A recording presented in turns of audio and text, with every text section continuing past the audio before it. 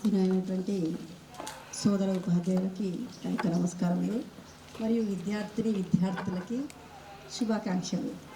ఇక్కడ ఈ ఆత్మీయ సమ్మేళనంలో మీ సంతోషంలో మమ్మల్ని కూడా పాలు పంచుకోవడానికి పిలిచినందుకు చాలా థ్యాంక్స్.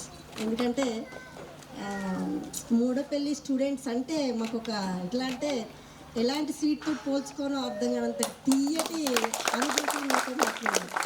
అవునా, ఇప్పటికీ లింగంపేట అయినా ప్రజెంట్ సన్గులో ఉన్నా కూడా ఫస్ట్ కంపల్సరీ ఏదైనా సందర్భం వస్తే మూడపల్లి అనే వర్డ్ వాడకుండా నేను స్పీచ్లో మాట్లాడినట్టు. అంటే నాకు అంత అభిమానం ఇక్కడ నాకు మీరు చూపించారు, ఆత్మీయతను నేను పొందగలిగాను. నేను ఇక్కడే ఫస్ట్ అపాయింట్మెంట్ ప్లస్ ఆత్మీయతను ఎంత పొందానో చెప్పలేను. రీసెంట్గానే ఒక బ్యాచ్ కూడా ఇక్కడ సన్మానం జరగను, అప్పుడు కూడా సేమ్ ఇదే చెప్పాను. ఇక్కడ పిల్లలతో ఉన్న సంబంధం మర్చిపోలేనిది, రిటైర్మెంట్ అయ్యేంత వరకు కూడా మర్చిపోలేనంత అనుభూతి నేను ఈ స్కూల్లో పొందాను పిల్లల ద్వారా. ఏం చెప్పాలి ఇంకా.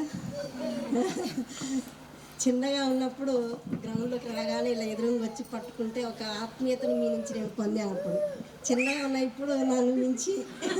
అవునా, మొన్నటి పిల్లల ఫొటోస్ చూసి పిల్లలందరూ వీళ్ళు మీ స్టూడెంట్సా మేడం ఇంత పెద్దగా ఉన్నారు అని అంటున్నారు వాళ్ళు.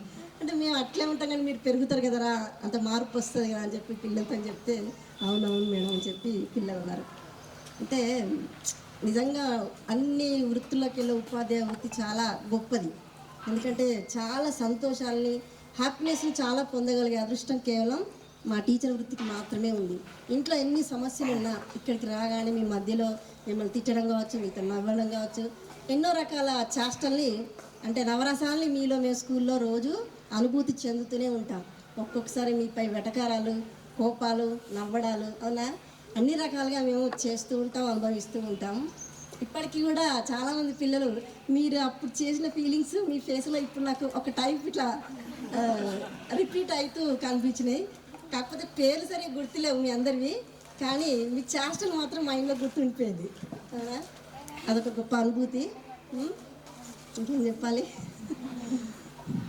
ఏదైనప్పటికీ మీలాంటి తరం పిల్లలు ఫ్యూచర్లో మేము చూడలేము, చెప్పలేము, వినే పిల్లలు కూడా లేరు అని మేము అనుకుంటున్నాం. ఫర్దర్ మీరు అప్పుడు చదువు ఇష్టంగానే చదివిండ్రు, కానీ ప్రజెంట్ పిల్లలు ఆ ఇష్టాన్ని పక్కన పెట్టేస్తున్నారు.